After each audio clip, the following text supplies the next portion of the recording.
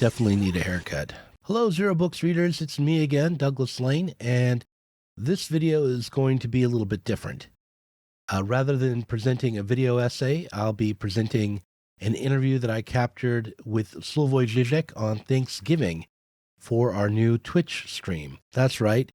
We are on Twitch now, and I'll provide a link to that in this card and in the show notes.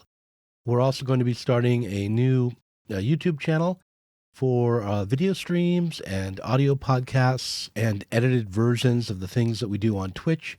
It's going to be called Critical Streams or Critical Theory Streams. I'll see what's taken, and I'll link to it in the show notes. I also want to point out that you should support us on Patreon. Everything we do gets put on Patreon, including all of the podcasts and video streams. Along the way in this interview, I'll be jumping in from time to time to offer just a clarification or comment. But for the most part, it's just me and Zizek having a conversation about his book, Sex and the Failed Absolute. I have a small Twitch stream that no one watches, but it will collect the video. That's good. Okay, I'm going to turn that on. And we're recording the audio. And Slavoj Zizek, thank you very much for coming back to the Zero Books podcast and to our new Twitch stream and to the video channel. And, I sent you a list of questions at this before we talked, and I want to... As a good Stalinist censor, I read in detailed your questions, and I can tell you maybe you will get a couple of years of re-education camp, but you will not go to Gulag. Good question. Okay, thank you very much. Thank you, yeah. So I want to start with the last question. That's ingenious. I wanted to. My God, we have, if I may use these new obscurantist terms, right. This synchronicity of minds or whatever. Right, because I think it's where to start. It's about, it kind of ties in with the attacks that have been perpetrated against you recently, and I think it has to do with a desire to hold off a confrontation with the real world. And so I wanted to ask you this question, which is, what do you make of Noam Chomsky's claim that we no longer have any conception of the physical world or physicality, his embrace of Mysterianism, and the idea that the hard problem of consciousness cannot be overcome by humans? And maybe, do you think that explains why his embrace of the sort of Kantian Mysterianism explains why he calls you a charlatan? Probably, because as we know, for the people who come from analytic tradition, Kant is the last German philosopher in this continental tradition to be taken seriously, With Fichte and then Schelling, Hegel, Schopenhauer, it's total charlatanism, bluff, and so on and so on. Although, of course, there is much more in Kant and so on. But let me ask I really like this question. Chomsky has a point when he says the problem is not mind. Do we know what is mind? The problem is already matter. We don't have a concept of matter. Right. I think the answer to this is we don't need it. Science defines in its practice what counts as matter through measurement and so on and so on. Where materialism enters for me is just with 2-3 additional totally formal features. First, and the same thing matters to how ideas are. Even ideas can be something conceived in a materialist way. That this process is blind, it's a process of blind interaction, not organized, run by any higher teleological, purposeful intelligence, and so on. It's just a blind, stupid process. That's the point for me. That's what defines materialism. Idealism, on the contrary, always presupposes some kind of, even if it's brutally vitalist, like life force, some kind of deeper controlling agency. I believe in this blind stupidity of natural processes, which, and I enjoy it, can be totally abstract. You don't find any chunks of matter, any chunks, small pieces of matter running around. But second point. Let me just interject. Can I interject please. a question? For Zizek, what is material is the same as what is contingent. It's blind, unstructured, meaningless, chaotic. Conversely, Zizek says that what is idealist is what is structured, caused, and I think necessary. This is, to me, sort of the opposite of what Chomsky says.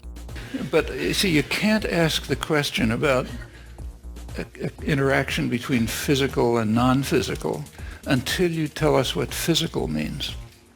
But there hasn't been any concept of physical for hundreds of years. The physical these days are things that Newton would have regarded as total absurdities, like curved space-time. How can that be physical?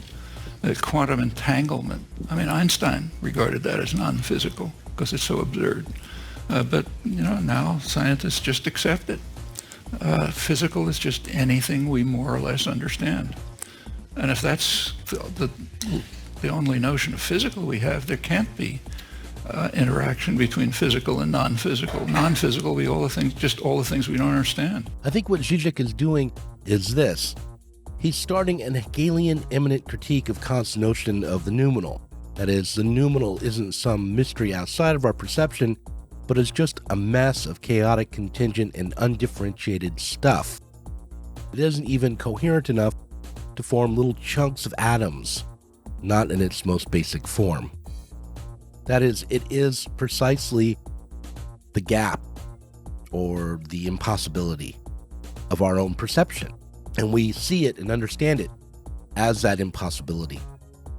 However, it seems to me that by labeling matter as this contingent stuff, Zizek has maybe brought it into relation with subjectivity or mind in such a way as that it now relies on the presence of mind on some level. So when I was a kid, there was a commercial on TV for Reese's peanut butter cups, and when someone would be walking along and they'd have a bar of chocolate, and the other person would have they'd have a bar of chocolate and a jar of peanut butter, and they'd run into each other, and the chocolate would get into the peanut butter, and they'd say, "Your chocolate is in my peanut butter," and the other one would say, "Your peanut butter is in my chocolate." I feel as though when you talk about materialism the way you are, that your idealism gets into your materialism. I see your point. Yes. Yeah.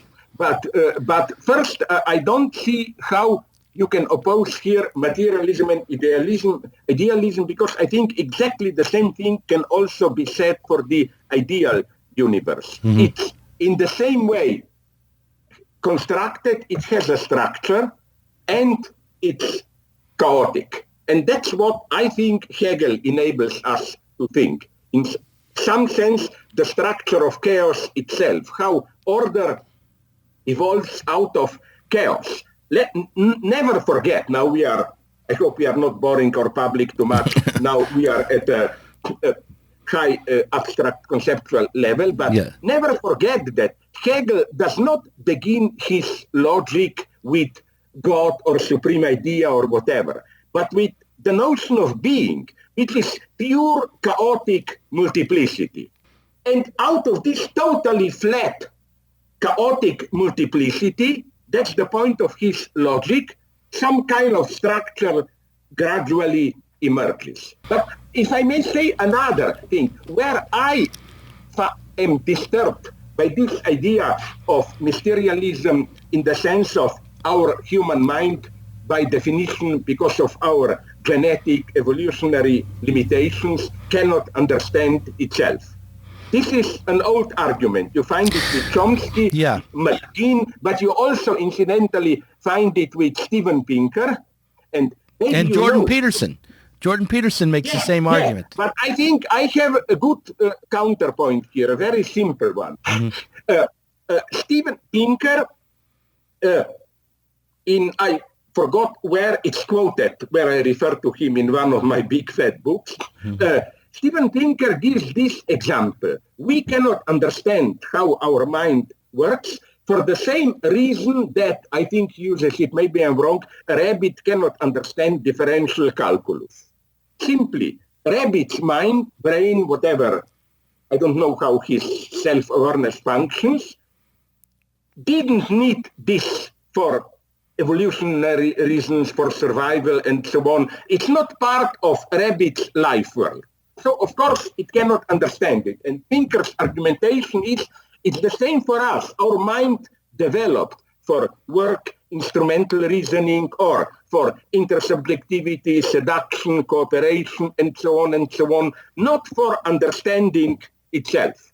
So it's a simple evolutionary explanation. It was not needed, it's not the focus of our mind to understand it. Right. I find this parallel totally misleading because, a rabbit also does not worry about differential calculus. It's totally outside its domain.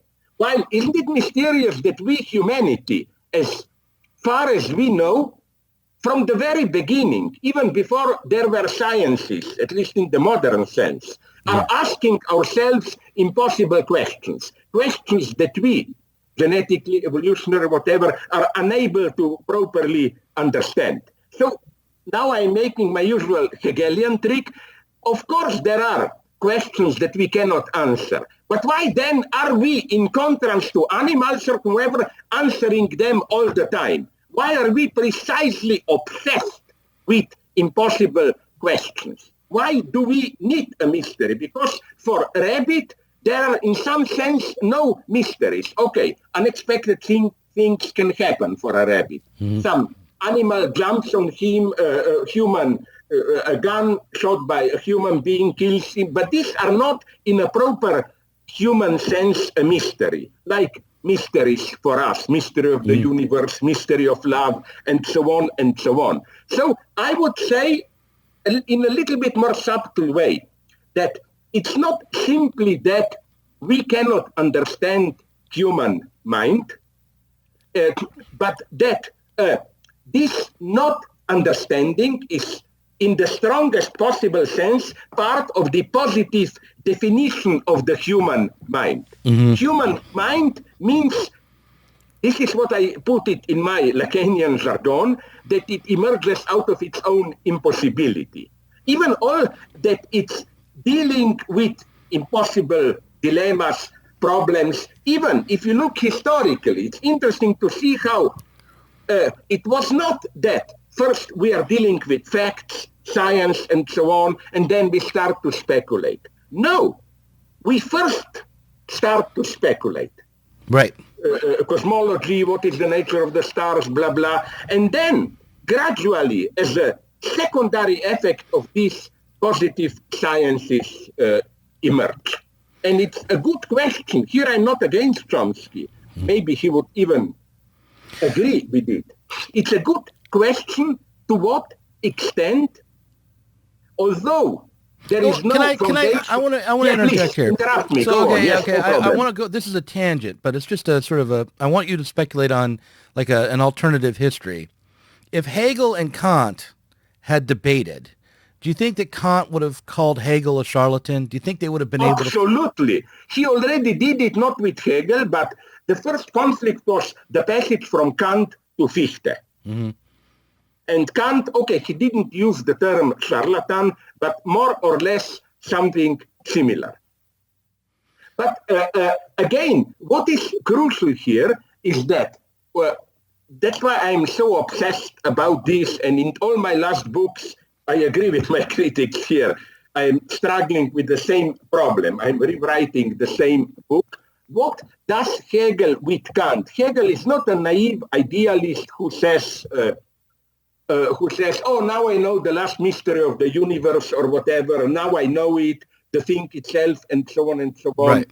No, what Hegel does is just he accepts the Kantian fundamental, let's call it impossibility. We cannot know the thing in itself and all that. Mm-hmm. He just claims that this structure is, if I may use naive terms, inscribed into reality itself.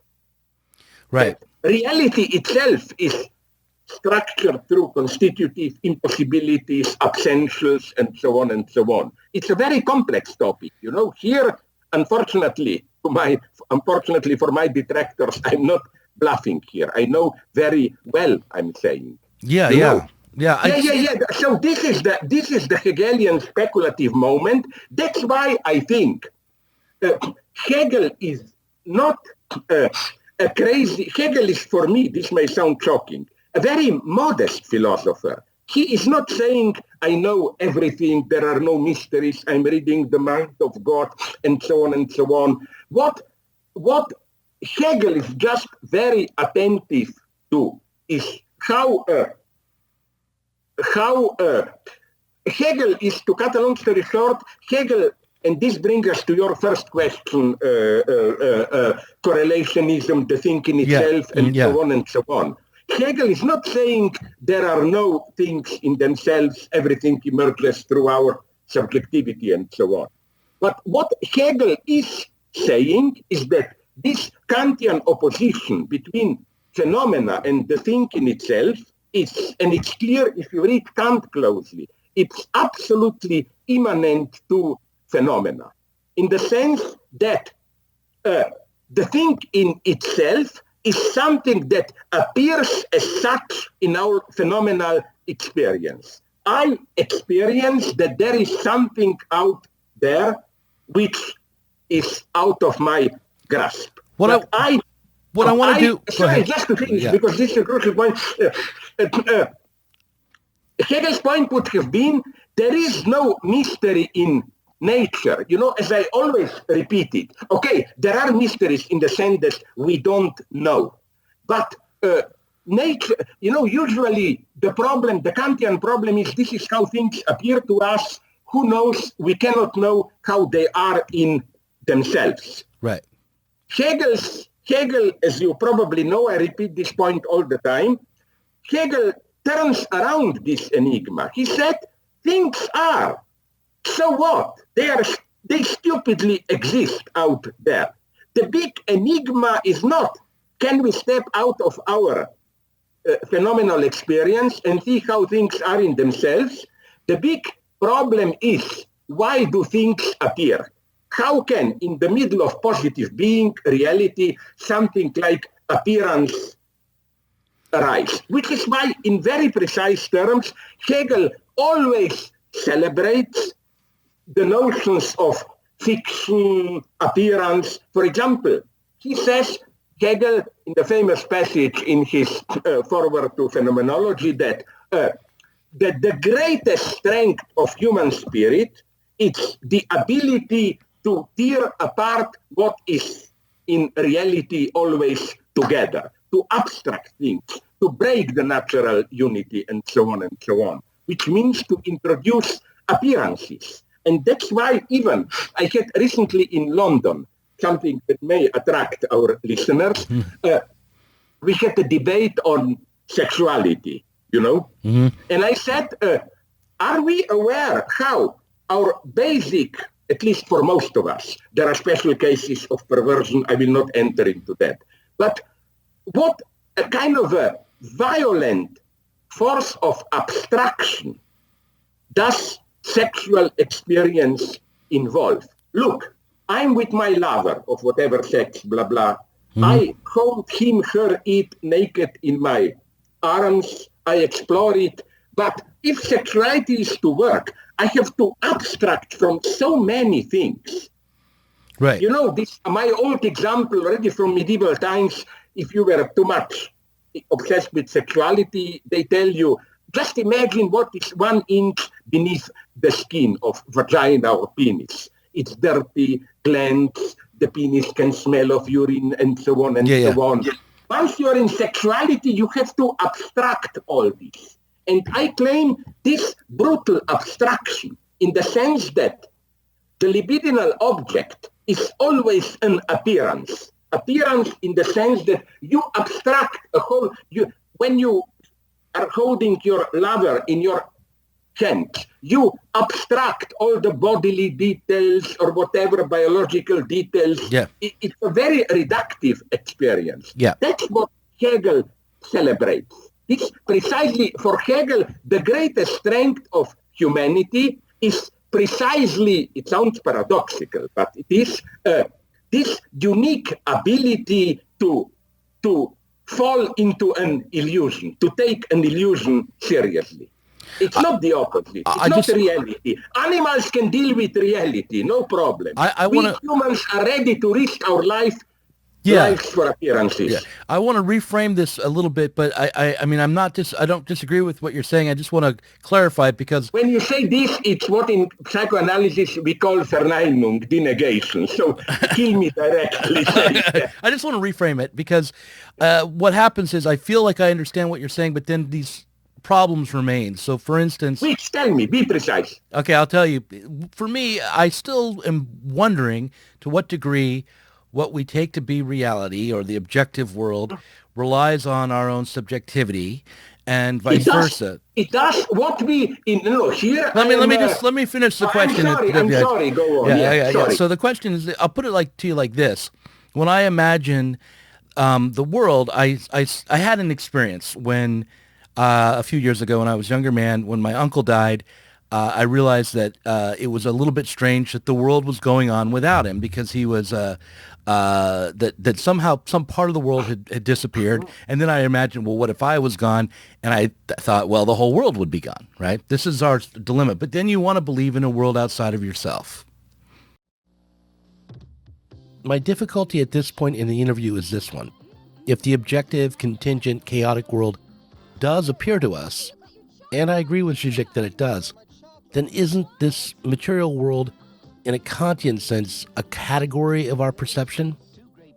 If this is so, then haven't we embraced idealism? Anyhow, this is what is bothering me at this point in the interview, and I try to ask Zizek about it by referencing the notion of solipsism. I'm grasping at this issue of the reality of our subjectivity, the way that ontologizing the split between the objective and the subjective, or the idea that reality is incomplete in itself, may lead us to idealism. I'm trying to state this difficulty as baldly as possible, and I think Zizek picks up on what I'm driving at.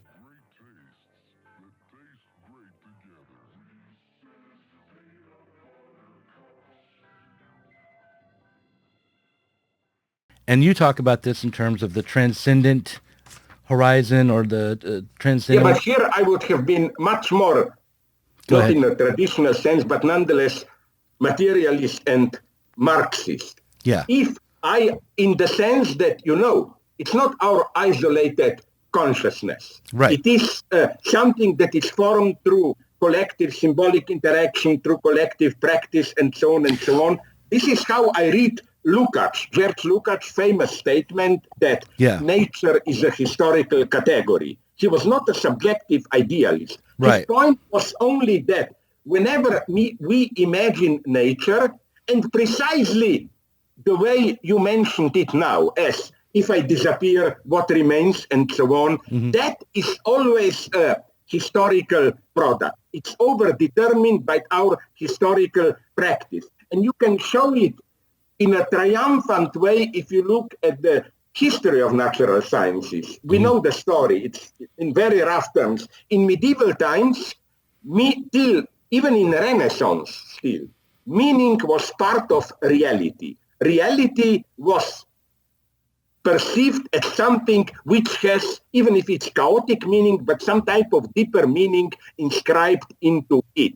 It's only with modernity, after Renaissance, Descartes and so on, that this clear opposition emerged. Reality is out there. Pascal wrote about this vast, silent universe, endless, no meaning in it. And meaning is something that we humans bestow on it. I'm not saying this is true. I'm just saying that this is then this notion of nature as meaningless, run by some abstract mechanisms, natural laws. This is a typical modern phenomenon. Now comes my point. Okay. I'm not saying that so we cannot step out of our collective human universe. I'm just saying that the way is not to try to abstract from ourselves and to say, okay, this notion in science still betrays human influence touch. Let's try to abstract from it, and then you get some totally abstract notion and so on and so on. No, you can show it pretty convincingly that all natural scientific basic visions of reality are socially overdetermined. But now I repeat it. I'm not saying that this means that they are simply not true, that they are our collective idealist dream and so on. Right. All I'm saying is that if you want to ask radically the question, so how are things in themselves? Do not ask the question in this way, and that's for me the limit of correlationism. This is where, as you put it in one of your questions, correlationists like Kant and Graham Harman and other new realists, speculative realists, they share this presupposition. We are here, reality is out there. The point is, can we get at it or not? I reject this alternative, not in some stupid Hegelian way. Everything is created by our mind and so on and so on. Right. But I think that the true problem is not how is reality without us, but how we are part of reality. And I don't mean this as an empirical question. I don't mean this as an evolutionary question. How did human mind emerge out of... I mean it in a more radical sense, like how could something like self-awareness, like this very transcendental horizon and so on, how could this have happened in reality, in what we vaguely can call objective reality? So there, in a more perverted sense, I agree with those Mysterians or whatever you call them. But I would say that mystery is not out there. You try to erase yourself from the picture and then imagine reality in itself, how it is. This is typical human procedure because the whole image is already structured through the paradoxes of your mind and so on and so on.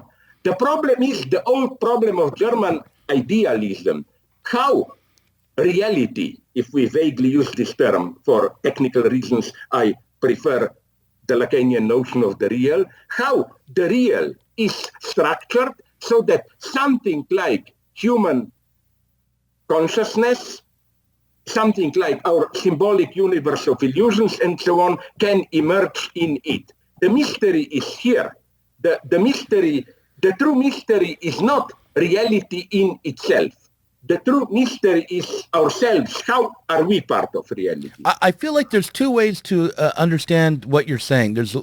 We could understand it as you asking, how is it, from the perspective of the natural sciences, how is it that the world that we take to be the physical universe could be such that subjectivity could arise in it? There's that question. And then there's a question. I know. This is the so-called soft anthropic principle. Right. You are not... The strong version is, of course, we all reject it. The strong version is that the world was created to enable the rise of consciousness. But there's a second way to take the same point that you're making, which is this, which is how is the social world, where we already are including ourselves in it, such that we understand ourselves as we are. That's another way to as we understand ourselves. In other words, we understand ourselves, say, as liberal bourgeois subjects, or we understand ourselves as whatever. So there are two different kinds of... I agree with you, but I would nonetheless like to add something. Okay. First, this transcendental question for me is not the ultimate horizon so that we can say, so that we can simply say, whatever we are saying, it's overdetermined by our symbolic horizon or whatever, we cannot step out of it. I'm only saying that to step out of it means not to step out of ourselves, but again, to try to conceptualize, maybe it's an impossible task, what kind of a gap do we humans introduce into nature? And, here I come to your point, I think so, and how should the nature be structured in itself, let's say, so that such a gap is possible? Here comes to simplify it for my readers, my fascination with quantum physics. Because what I find so beautiful in quantum physics is that in our usual understanding of the world, where we oppose human mind and reality, we see many things as specific to human, like reality is flat, stupid, it happens or not. In human mind, we can make experiments, we can deal with alternate realities, we can change things retroactively, of course, only counterfactually, the symbolic level, and so on and so on. But in some sense, the reason of my mega fascination with quantum physics is that it shows how features that we usually identify with the functioning of human spirit are in a subtly different way. I'm not saying everything is in spirit, but in some subtle way are already in natural reality at its most elementary level. That would be the limit of my speculation. Topics like, superposition, retroactively changing the past, all those mystery of quantum experiments. Yeah. The most beautiful point of them is that it's not only, and quantum physics, I'm well aware, is precisely not some stupid subjectivism where we observers create reality and so on. Yeah. But the most subtle paradox emerges there, where not only something is established in its positive being as part of our reality only through measurement, but that this works also retroactively, so that through measurement you determine what already happened. Now, what I find again so fascinating here is that we think that this happens only in our human mind. As you must know, I always quote T.S. Eliot, who said, with every new work of art, the entire past history of art is changed. Of course, we shouldn't take this in a brutal material sense, like we are changing the past factually. But we're changing it counterfactually. It acquires a different meaning and so on and so on. And again, what I found so fascinating is that something along these lines, but not the same as in human mind, already happens at the most elementary level of reality described by quantum physics. Why is this important? Because to return back to Chomsky's question, this means that if we follow, no relativity theory, but in quantum physics and so on, we can see that the way they describe reality, it has nothing to do with our common sense notion of reality as, pieces of matter moving in linear time, space, and so on and so on. It's something much more paradoxical and so on. And this would have been, for me, true materialism. Do you think that if, let's say that we changed the horizon of our being politically, in other words, let's say there was a revolution, we have socialism, we live in a completely different kind of society, would that change the way we understand the kinds of facts that we've already found in the natural sciences? It's already happening. Yeah. It's already happening. There are good, although I'm not at the utmost a historicist, I think that every historicism is ultimately self-contradictory in the sense that it has a certain meta-theory implied into it, which itself cannot be historicized. Let me give you an example. This is my old problem with somebody whom I otherwise appreciate. He is a great mind, Judith Butler. He is an anti-essentialist. We don't have fixed sexual identities, biologically or theologically determined. Our gender identities, gender is not the same as sex, but let's drop it now. Our gender identities are performatively enacted, contingent, through practice, through repetition, and so on and so on. Okay, my simple question for her is this dynamic performative vision of our gender identities. Is this itself a historical phenomenon? That's how we experience ourselves in today, postmodern global capitalist universe? Or can we say in some sense that, to be slightly but benevolently ironic, when the stone men seduced each other and whatever they did as their sexual activity, they were already performatively constructing their identity and so on and so on. If you adopt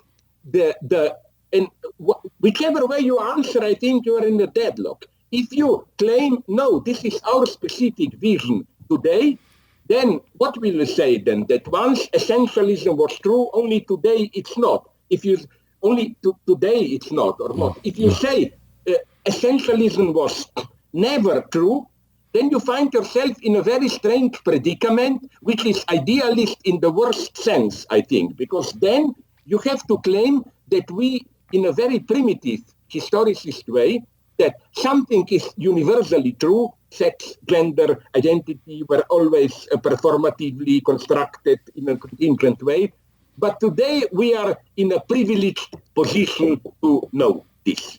So again, what interests me with all historicists is that they are never fully historicists. The very structure of historicity is something that they have to presuppose as an a priori. I don't think we quite resolved the question of idealism, but I do think that I ended up siding with Zizek here against myself.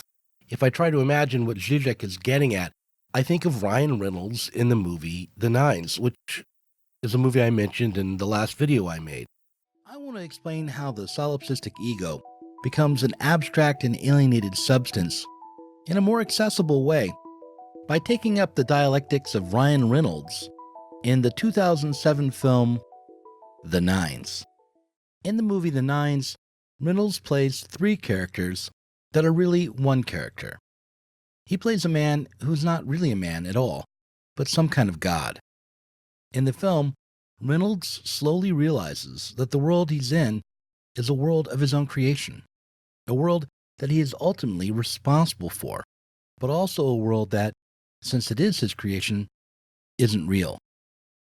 Once the realization fully sets in, what happens is that a new world, a divine world filled with gods, is revealed to him.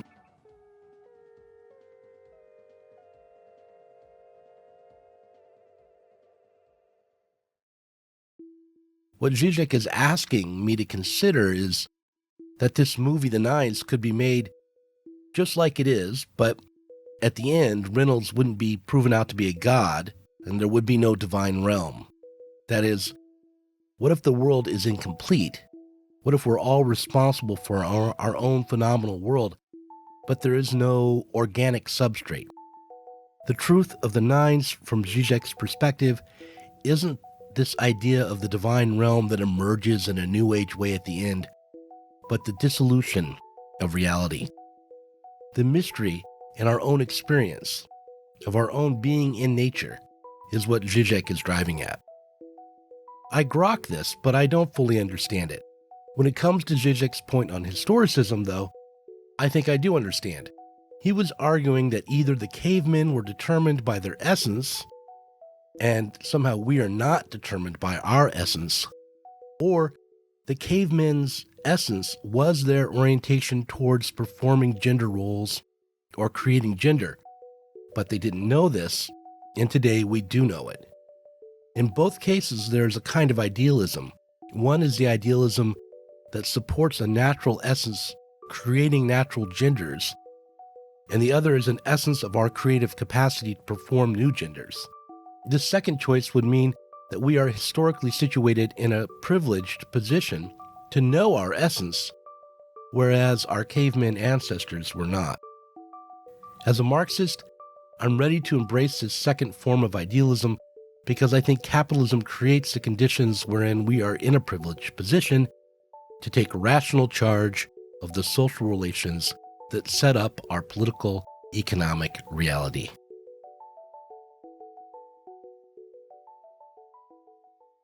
The very structure of historicity is something that they have to presuppose as an a priori. It's obvious with Marx and Marxism. For there, the process which determines or over-determines the change from one to another notion of reality is ultimately the change in collective practice, collective labor process, and so on. Right. For Heidegger, it's different, and so on and so on. So again, I am not a radical historicist. I am, to put it very naively, in search of the absolute. I don't think that radical historicism works as a position. Well, Sorry, what if the absolute is the way in which a subject interacts with and transforms the objective world? Why? That's nice to say, but do you know that all the terms that you used now are already so heavily historically overdetermined? What do you mean by objective world? Do you mean it in modern sense? Do you mean it in a more medieval sense, and so on? Is this objective world the world of natural sciences? Well, the world you have to change in order to find something to eat. The world that you have to change in order to get a shelter from the elements. Here I would again be tempted to complicate. If there is something, and it's a paradox, here I find mysteries, not only Chomsky. Yeah. From the very beginning, even when they were starving and so on, humanity had a weird need to make, under quotation marks, irrational sacrifices. You almost don't have enough of meat, but you have to destroy as an offering to gods a little bit of it, and so on and so on. This always fascinated me, there are even ridiculous examples, like, I think this is modern theology. Do you know a little bit of, it's horrible, the history of communist Albania after World War II and Brakhage? You know that he was obsessed by security, and you know that in a country of, I think, less than 2 million people, in a decade or so, as part of this obsession that Albania will be attacked, they built, the Albanians, 400,000 small bunkers. It was clearly a sacrificial gesture. Yeah, but I kind of feel like, but we have something similar under capitalism, right? We have, what we sacrifice ourselves to is the value that we're creating that's completely abstract and that mediates our life, and I feel as though that we can see. Although, you know, my problem here is, and I claim even Marx here is ambiguous. Mm-hmm. Okay, I agree, but never forget that for Marx, the only way to freedom, actual freedom, what he called, goes through capitalism. Right. That Marx was always ambiguous towards capitalism. At the same time, he celebrated capitalism as this dissolution of all old patriarchal links and so on and so on. So for Marx, this, how do I call it? This, the fact that, I put it like this, the fact that for Marx, in capitalism, production doesn't serve the needs of real people, but its own capital's reproduction. For Marx, this is already an inverted form of freedom, because as Marx says, in communism, or however you imagine it, production will not serve the needs of the people, but will be a self-goal, something, an affirmative process, and so on and so on. Right. So let's not make this fateful, pragmatic step and claim we need production which serves the needs of the real people. On the other hand, what are the needs of the real people? Well, here I buy a little bit of psychoanalysis and so on. The whole capitalism relies on the structure of envy. It's not just what we have and need. It's how what we have is overdetermined by what others have, we want what others want, and so on and so on. That's why my good friend who is a Marxist, Frederick Jameson, said that if we even imagine a post-capitalist order, the biggest problem there will be envy. Okay, but I think you're not wrong, but I think that we can, the kind of envy that we would experience in a post-capitalist world would be the kind of envy that you experience maybe between academics on a university campus, which would mean be vicious but not deadly, and that there would be the kind of envy that you find amongst free people, and like for me what Marx points to, the way I interpret Marx, and partly through you, by the way, is that that what we're looking for is to take responsibility for the mechanism that mediates our productive life. And not that we're going to find one that's naturally there for us already, not that we are going to know what what we need already, but just that we're going to be able to be free to experiment with another mediating force in the world. And, you do have to go through capitalism to get there, because that's what's liberated us from previous autocratic or monarchical powers, so that we can work together as free people. But we're not going to find anything waiting for us where, it's just naturally a fact. I agree, but I would nonetheless be a little bit more pessimist and claim that, there are serious problems here how to imagine this new mode. Even with Marx, you often find in many famous passages in late Marx, in Grundrisse and Capital, what I'm tempted to call this technocratic temptation, that communism will be a self-transparent society where some collective reason will perfectly, in a transparent way, regulate our exchange with nature, and so on and so on. What shocks me is that read that subchapter from Capital Volume 1 on fetishism and its mysteries, whatever, when Marx, very strangely enumerating different modes of production, begins with Robinson, one guy along. Okay, let's forget about the fact that it's strangely ignored by Marx that Robinson was not alone. He had a servant right. on that island. And then at the end, Marx says, let's try to imagine. He means basically a communist society. And he said, we are back at Robinson. Only instead of one person, we have the collective mind. I doubt that this is possible. I believe in, let's call it, constitutive opacity of the social space. That's the lesson of I just think that what we have to do is recognize the hope is not to, maybe I do disagree with Marx on that point that you just raised, but the hope is to recognize our own responsibility for creating the gap that you talk about, for creating whatever the kind of unreal thing is that's mediating our lives. I wrote a book, a novel, where I tried to figure this out, and I decided that rather than productive work, what would in labor time, what would I had an AI impose on the world that that everyone would play video games, and what would decide where things went was what video games were most popular. And they that's a wonderful vision. Just my evil imagination. Well, it was a dystopian novel. How will the space of video games be regulated? By a company by an AI that's trying to understand itself, and it comes across as a dystopian novel. It was my attempt to overcome capitalism, and every single reviewer said thought it was dystopian. My problem with AI, artificial intelligence, it's not that it's perfect, it could control us, but that it can get in its own contradictions, it can get self-contradictory, it can be inconsistent, and so on. Right. I don't believe in some perfect artificial intelligence, which will be a threat to us. I think artificial intelligence will be also inconsistent, confused, and so on. Right. I just think we can be inconsistent in a better, more open and free way, and where people don't starve. Okay, but would you then make the next step, which is for some leftists very problematic? Yeah.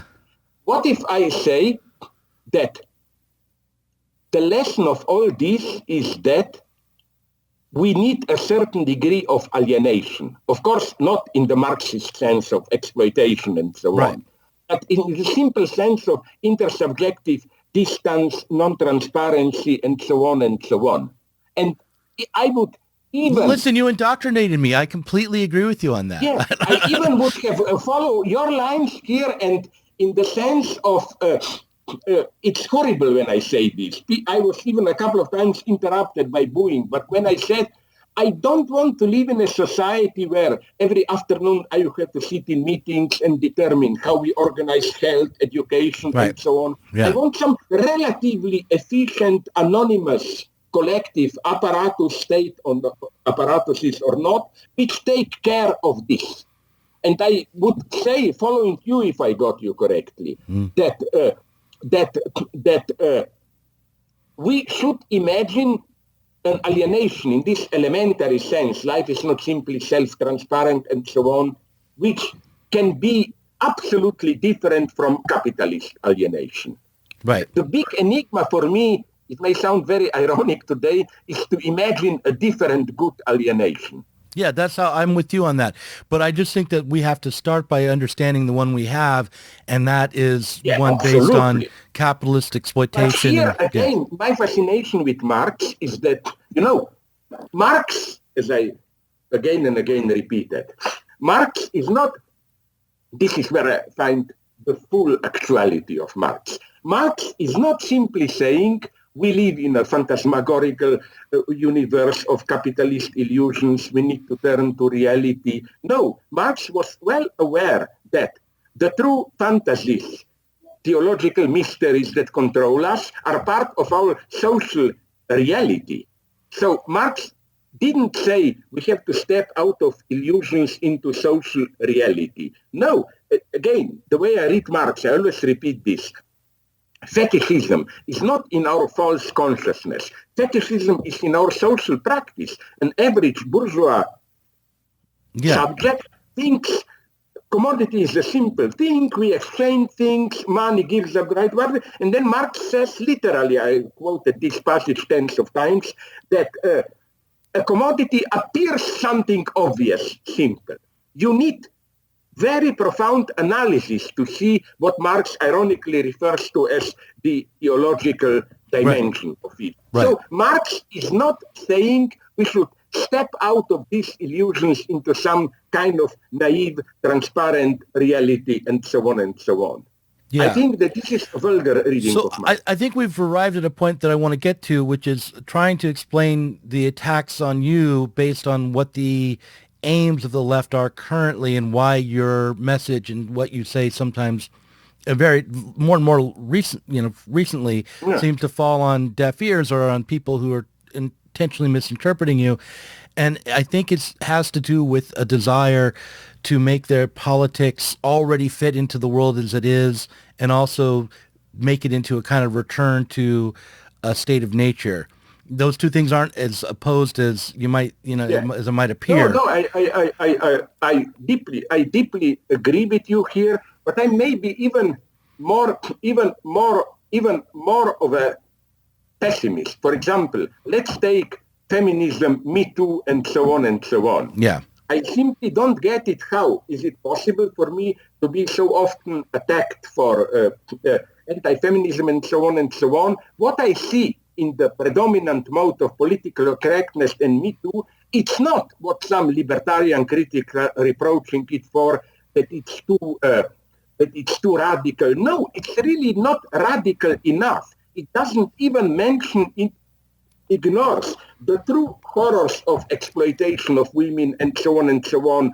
My big obsession is not you are a movie star and you had to sleep with the producer to get the role, these usual stories. You know who is my ideal here? You know the actress Kirsten Stewart? Yes. She gave recently, I think, to the Vogue magazine, a nice interview where she made the same point. She said, forget about these aspiring movie stars. Just make a step back. Go to any studio, all those script girls, secretaries, makeup girls, and so on. They are massively exploited, and it's sexual, and it's part of their daily life. We don't even mention this. Or my other big example. Why is Me Too so obsessed with this, what I call one-night stand problems? You know, did you misuse the girl if you lied to her when you flirted with her, whatever? What about the true misery of hundreds of millions of women? Let's say you are in mid-30s. You have 2 children, you depend financially on your husband, Your husband maybe it's not even beating you. He is not rude towards you. But he starts to ignore you and there is no way out for you. Where can you go? That's for me true despair. I mean, this is what has to be addressed. This massive misery, poverty, which you don't find many things in the media. But the last thing that I want to emphasize here is my Freudian and Hegelian lesson. I don't share this, I call it Me Too optimism, that if we get rid of, and then the enemy can be male chauvinism, heterosexual logic, and so on, if we just get rid of this force of oppression, we will get free sexual life, fully enjoying ourselves. No, sorry. I think we should learn something from Freud. Sexuality is inherently contradictory, self-destructive, and so on and so on. Yeah. And we have to admit this and to learn to deal with it in a different way.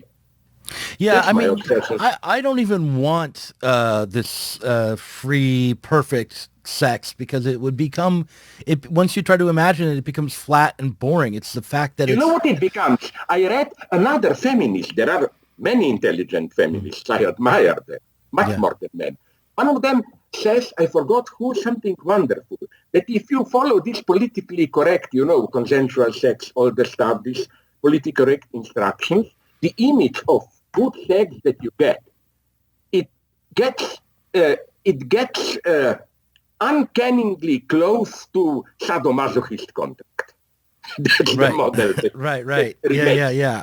Because, for example, when I criticized this logic of consent, I was attacked for, so we can rape women and consent doesn't matter. No, my point is not consent doesn't matter.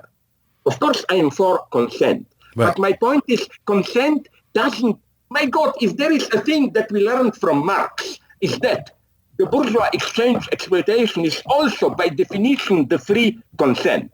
Right. That consent is not enough. You can still have coercion, domination, even in the form of consent. And this goes especially for sexuality, with all its provocations, ambiguities. You say yes, then you are afraid of it. You want to withdraw. Or you say no, everything is possible in sexuality. Or you say no, but it's meant as a provocation for further seduction and so on and so on.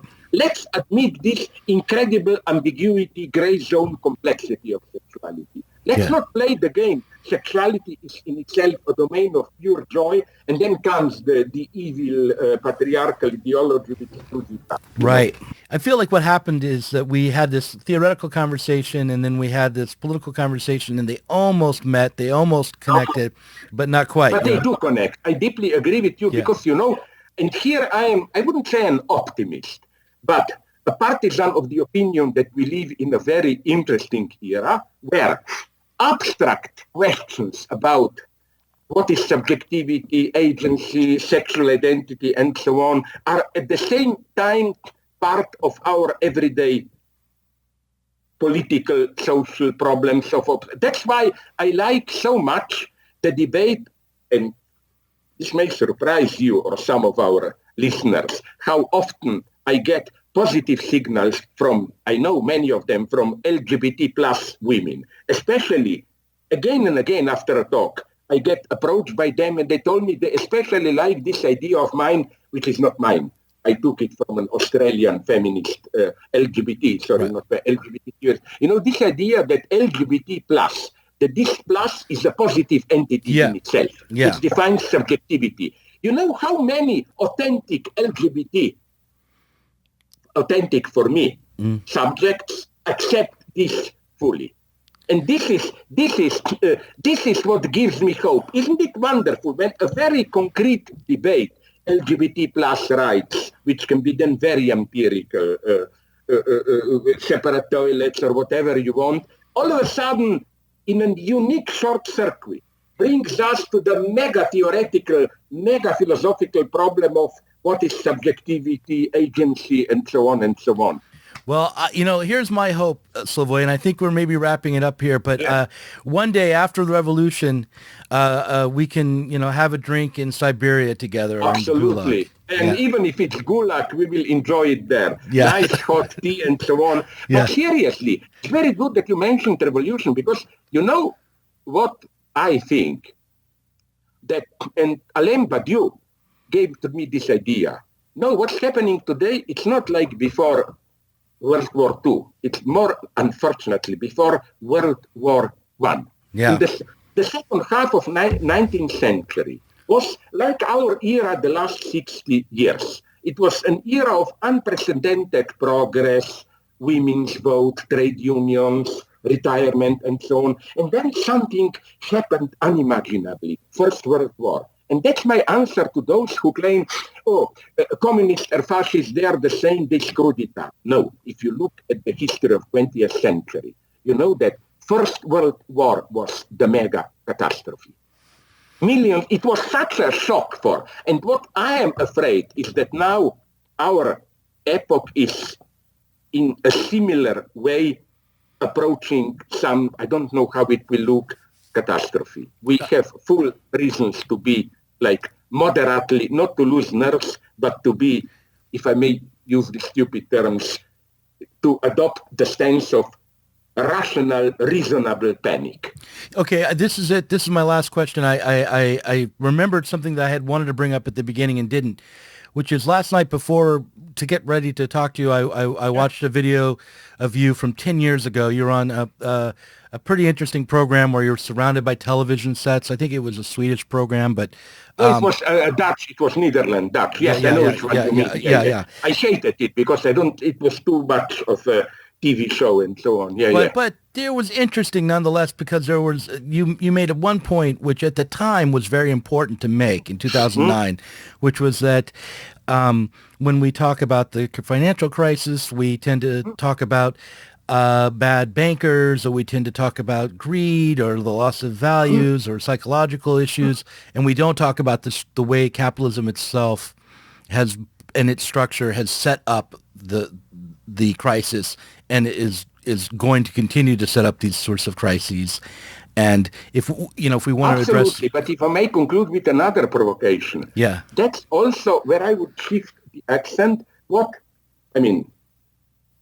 disturbs me, although Trump is a disgusting entity, but I don't like this focus on impeach Trump. The problem today, if we learned something through Snowden, WikiLeaks, and so on, is that the problem is not individuals who are corrupted. The problem is the evil, manipulation, domination inscribed into the very functioning of our institutions. So even if you don't have a corrupted guy, you may have sincere patriots and so on, but still horrors will happen. Right. I don't like this false personalization. You see Trump is a corrupted guy. No, it's false. The evil, alienation, domination, is inscribed into the very functioning of our institutions. That's why, to return to you, something like a revolution, a radical change of institutions themselves will have to happen. Do you think that the left, the radical left, the left that's supposed to still care about something like a revolution, just failed to hold on to? My sad idea is that many of them that I've met, that secretly, intimately, they don't really believe in it. They themselves, they are the ultimate beautiful souls. It's very easy today to have this position of, no, all these are compromises, who is Bernie Sanders, a moderate social democrat, this is not enough, and so on and so on. Yeah. But de facto, this means you just sit back and comfortably await the big revolutionary event, which you even secretly hope it will not happen. That's why with all my radicality, blah, blah, I was always also, in some sense, very pragmatic. Whenever something is moving, Syriza at the beginning, Morales, I was even connected with Linera, was my ideal, Morales, Bernie Sanders, and so on. We have to join the ranks when we see a potential of some change, even if it appears naive and so on and so on. Don't you think we have to do that? Right to, sorry? And don't you think we have to do that critically? Though we have to do that, you know. Of course, but we have to do it. Yeah. But we shouldn't be afraid to dirty our hands, not with crimes, but with concrete engagements, which even may appear naive and so on, but they are necessary, because I believe that, of course, you know what, I think Orwell, whom I otherwise don't like too much, he said at some point that all revolutions fail, but they don't fail in the same way. Yeah. And I think this is important. Let's imagine today, I'm worried, or today, next week, Corbyn, the elections in England. I think that Corbyn cannot win. But if it will win, probably there will be mega troubles, capital will escape, and so on and so on. But there is no other way than to go through all this. My spies in London are more optimistic. They say he has like a 50% chance of getting a minority government, you know, not... Okay, but what will happen then? I spoke with my friends there who are close to Corbyn, to Corbyn. And then they told me, but wait a minute, what will you do with capital already getting ready to flow out? They'll have to he'll be smashed unless there's a popular movement in the streets, you know, unless there's people who are willing to fight for helping his agenda get through, unless he can organize. I hear problems for him again, because first, what they would have, it will be a matter of their survival to control the free flow of capital. That's what will have to be done. You know? And how to do it with all the opposition. You know what's my ultimate paranoia? You know that true conservatives, like every 20, 30 years, something close to radical left taking power, and then 1 year fiasco, so that, as they always tell me, the people will learn the lesson then, you know. We will have peace for the next 30 years. I was already afraid in the case of Greece. You know what was my biggest shock there?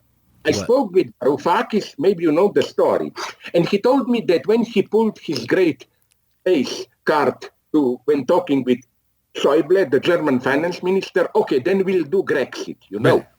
Schäuble's reaction was, nice, perfect, okay, do it. We can give you 30 billion as the credit to do it and so on. The real conservatives in Europe, they wanted Grexit, and they already had precise plans. Grexit, Hungary, in Greece, chaos, okay, people will be taught. Right, I know. At the time I was saying that I was not for a Greek exit from the EU just because I thought it would actually end up making the conditions in Greece worse, and that, you know, what I thought the only possibility would be is to organize amongst the losers in Europe, you know, the small nations that were struggling and hurt the most by the crisis and that were in debt, that they had to organize together. They couldn't just do it. Yes, but I agree with you, but that's crucial. This is also the conclusion of Varoufakis when I talked with him, that the lesson of the failure of Syriza is, one, there is still a dream among some leftists in Europe that since capital is international, a strong nation state gives you enough autonomy, blah, blah, blah. I doubt this. Left also has to be, in some sense, at least internationalist. We cannot play nation state against global capital. Yeah, I agree. Well, listen, it was very nice of you to be on the channel today. And but we talked too much, so please, I need your comradely censorship. Cut short all stupidities and so on. Thanks for watching this Zero Books video. If you enjoyed it, subscribe to this channel and click on the notifications bell so that you'll be alerted whenever we release a new video. You should also consider supporting us on Patreon. Our patrons get access to our Inside Zero Books podcast every week and can get access to the Zero Books Book Club and help us to continue making online content from the left.